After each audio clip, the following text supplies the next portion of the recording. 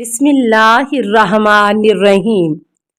السلام علیکہ یا صاحب العصر والزمان۔ 8واں واقعہ، شریف عمر بن حمزہ کا حضرت علیہ السلام کی ملاقات سے مشرف ہونا۔ شیخ جلیل و امیر زائد ورام بن ابو فراس نے کتاب حبنیہ الخاطر کی دوسری جلد کے آخر میں فرمایا ہے کہ مجھے خبر دی سید جلیل شریف نے، ابو الحسن علی بن ابراہیم عریضی علوی حسینی نے، اس سے کہا کہ مجھے خبر دی سید جلیل شریف ابو الحسن علی بن ابراہیم علوی حسینی نے، اسے کہا کہ مجھے خبر ملی، وہ کہتا ہے کہ مجھے خبر دی ابو محمد حسن بن علی بن حمزہ عکاسی نے، شریف علی بن جعفر بن علی مدائنی علوی کے گھر میں، وہ کہتا ہے کہ کوفہ میں ایک بوڑھا دھوبی رہتا تھا جو زہد کے نام سے موسوم تھا، اور وہ گوشہ نشینوں کی لڑی میں منسلک تھا، اور وہ عبادت کے لیے منقطع تھا اور آثار الساحلین کی پیروی کرتا تھا۔ پس ایسا واقعہ ہوا کہ ایک دن وہ میرے والد کی مجلس میں بیٹھا تھا اور یہ شیخ میرے والد کے لیے نقل حدیث کر رہا تھا اور اس بوڑھے کی طرف متوجہ تھا۔ پس وہ شیخ کہنے لگا کہ میں ایک رات مسجد جعفی میں تھا اور وہ پشت کوفہ پر قدیم مسجد ہے۔ آدھی رات ہو چکی تھی اور میں عبادت کے لیے علیحدہ جگہ تھا۔ اچانک میں نے دیکھا کہ 3 افراد آ رہے ہیں۔ پس وہ مسجد میں داخل ہوئے۔ جب مسجد کے صحن کے درمیان پہنچے تو ان میں سے ایک بیٹھ گیا۔ پس اس نے زمین پر دائیں بائیں ہاتھ پھیرا تو پانی جوش مارنے لگا۔ اس نے اس پانی سے کامل وضو کیا۔ اس وقت ان 2 اشخاص کی طرف اشارہ کیا کہ وہ بھی وضو کر لیں۔ انہوں نے وضو کیا اور پھر وہ آگے کھڑا ہو گیا اور انہیں نماز باجماعت پڑھانے لگا، تو میں نے بھی ان کے ساتھ نماز باجماعت پڑھی۔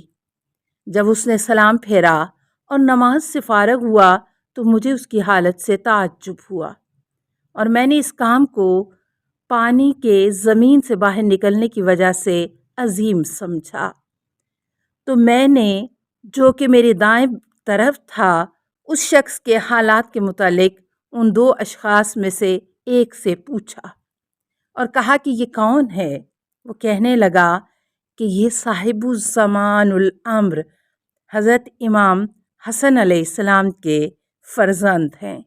پس میں آن جناب علیہ السلام کے قریب گیا اور ان کے مبارک ہاتھوں کا بوسہ لیا اور آن جناب علیہ السلام سے عرض کیا، اے فرزند رسول، شریف عمر بن حمزہ کے حق میں آپ کیا فرماتے ہیں؟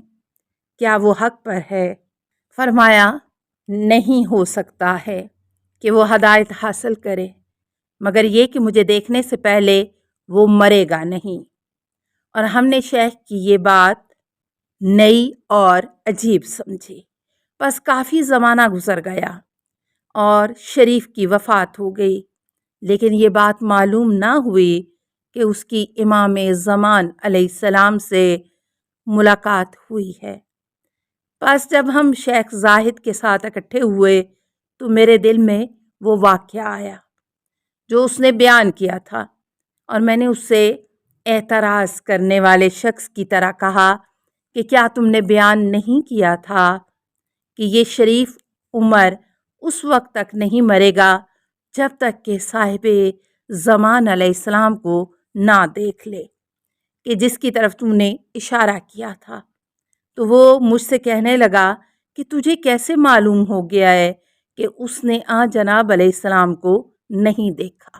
اس کے بعد ہم شریف ابو المناقب فرزند شریف بن حمزہ کے ساتھ ایک جگہ جمع ہوئے اور درمیان میں اس کے والد کا ذکر آ گیا، تو وہ کہنے لگے کہ ایک رات ہم اپنے والد کے پاس تھے اور وہ اس بیماری میں مبتلا تھا کہ جس میں وفات پائی اور اس کی طاقت ختم ہو گئی اور آواز پست ہو چکی تھی۔ ہمارے دروازے بند تھے تو اچانک ایک شخص کو دیکھا کہ ہمارے پاس اندر آیا۔ ہم اس سے ڈر گئے اور ہم نے اس کے داخل ہونے کو عجیب سمجھا اور ہم اس سے غافل ہو گئے کہ اس سے کوئی سوال کرے۔ پس وہ ہمارے والد کے پہلو میں بیٹھ گیا اور اس سے آہستہ آہستہ باتیں کرتا رہا اور میرے والد گریا کر رہے تھے۔ اس وقت وہ کھڑا ہو گیا اور ہماری نگاہوں سے غائب ہو گیا۔ ہمارے والد نے اپنے آپ کو مشقت و زحمت میں ڈال کر کہا، مجھے بٹھاؤ۔ پس ہم نے اسے بٹھایا۔ اس نے اپنی آنکھیں کھول دیں اور کہنے لگا، اسے بلاؤ۔ ہم اس کے پیچھے گئے۔ ہم نے دیکھا کہ دروازے بند ہیں اور اس کا نام و نشان نہ مل سکا۔ پس اس کی طرف لوٹ کر آئے اور اسے اس شخص کے حالات بتائے کہ وہ ہمیں نہیں ملا، اور ہم نے اپنے باپ سے اس شخص کے متعلق پوچھا تو اس نے بتایا کہ وہ صاحب الامر علیہ السلام تھے۔ اس وقت وہ بیماری کی سختی اور سنگینی کی طرف پلٹ گیا اور بے ہوش ہو گیا۔ مؤلف کہتا ہے کہ ابو محمد بن حسن بن حمزہ عکاسی، جو عز الدین عکاسی کے لقب سے مشہور تھا، اجلائے سعادات شرفاء و علماء کوفہ میں سے شاعر ماہر تھا۔ ناصر باللہ عباسی نے اسے نقیب سعادات مقرر کیا تھا۔ یہ وہی ہے کہ جب مستنصر باللہ عباسی کے ساتھ جناب سلیمان کی زیارت کے لیے گیا تو مستنصر نے اس سے کہا کہ غالی شیعہ جھوٹ بولتے ہیں اور باتوں میں کہ علی ابن ابی طالب علیہ السلام ایک ہی رات میں مدینہ سے مدائن آئے اور سلیمان کو غسل دیا اور اسی رات واپس پلٹ گئے۔ تو انکار کرتا ہے کہ جب وسیع چلے مدائن کی زمین کو جب انہیں بلایا گیا، انہیں سلمان کی میت کو غسل دیا اور واپس آ گئے۔ یثرب میں جب صبح نہ ہوئی تھی تو نے کہا یہ غالیوں کی بات ہے اور یہ غالیوں کا جھوٹ ہے، اور آصف بن برخیہ پلک جھپکنے میں تخت بلقیس ملکہ سبا تک لایا ہے۔ اب آصف کے بارے میں تجھے غلو نہیں ہو سکتا اور حیدر علیہ السلام کے بارے میں تجھے غلو لگتا ہے، یہ تعجب کی بات ہے۔ مگر یاد رکھ، اگر احمد تمام مرسلین سے افضل ہیں تو حیدر کرار تمام اوصیاء سے افضل ہیں، یا یہ سب باتیں من گھڑت ہیں۔ اور مسجد جعفی کوفہ کی مشہور و مبارک مساجد میں سے ہے۔ حضرت امیر المومنین علیہ السلام نے اس میں 4 رکعت نماز زہرا سلام اللہ علیہا پڑھی اور طویل مناجات جو کہ کتب مزار میں موجود ہیں، اور میں نے صحیفہ ثانویہ الویہ میں اسے ذکر کیا ہے، اور اس وقت اس مسجد کا کوئی اثر و نشاں باقی نہیں ہے۔ 9واں واقعہ ابو رجا حمامی کا ہے۔ علامہ مجلسی نے بہار میں کتاب سلطان عن اہل ایمان تالیف عالم کامل سید علی بن عبد الحمید نیلی نجفی نے نقل کیا ہے کہ اس نے کہا ہے کہ مختلف علاقوں میں مشہور ہوا ہے اور اہل زمانہ کے درمیان ابو راجہ حمامی کا واقعہ مشہور ہو گیا، جو کہ حلہ میں تھا۔